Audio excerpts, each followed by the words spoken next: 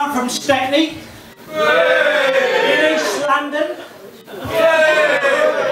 which is unfortunate when you look a little bit like Christopher Biggins. Like a lot of cockneys, I suffer from voice discrimination. As soon as I open my mouth, some people think I'm common. Even my boss wanted to send me for electrocution lessons.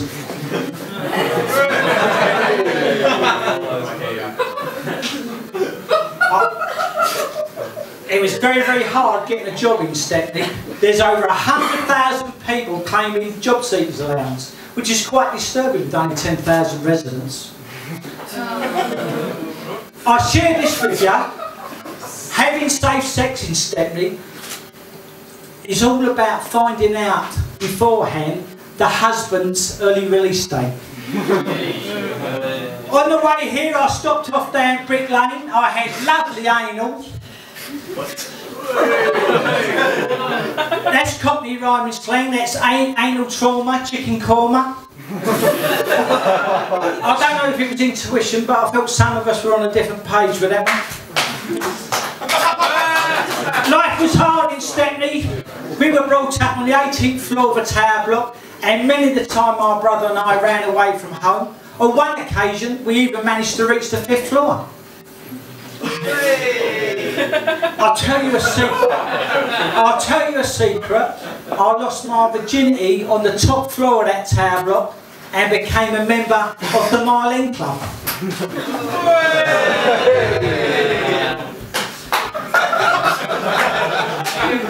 I've got feelings.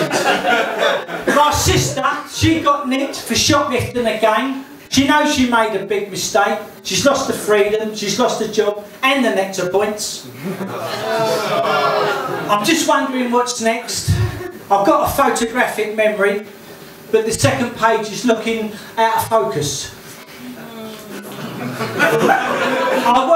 I work as a insurance investigator. I love my work so much that I've never been late. I work from home.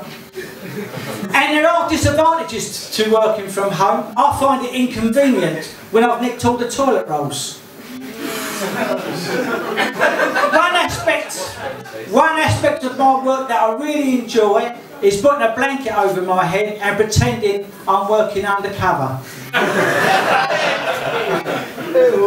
I've been assaulted a few times, so I started boxing, but I hate that shadow boxing. My opponent anticipates my every move.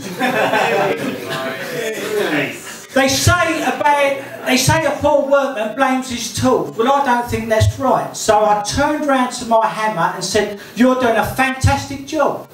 But my victim looked unimpressed.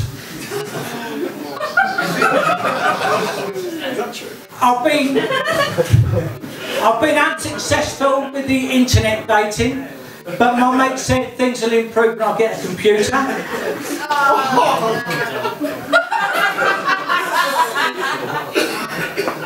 I've come up with a new idea on how to meet the older unattached woman.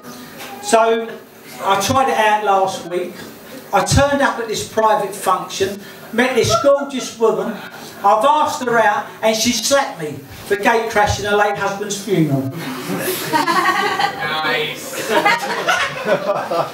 As I get older, I don't like going for walks on my own in the countryside. Women glance away with that "I know you're a pervert" look. So to avoid this, I've got myself a dog. I made it out of Meccano. The other day I took the Meccano dog out for a walk, met a lovely lady, and she said to me, "Has your dog been done?" I said, "Yes, I've done it myself." She said, "How?" I said, "With a pair of pliers and a can of WD-40. She said, "Why?" I said, "His nuts were dragging along the ground."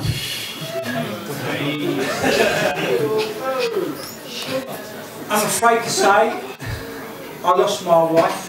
Very upsetting, especially when I found her in Morrison's. I hate living on my own. I'm always talking to myself. But the trouble is, I'm a poor listener, and I do go on a bit. Now I'm on my own, I'm grateful for cold callers. And the double glazing are often in the area.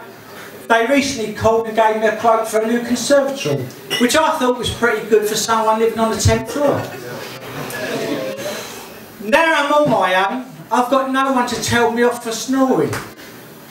So what I do is I set the alarm clock for 2 AM when I leap out of bed really, really angry before storming off into the spare room.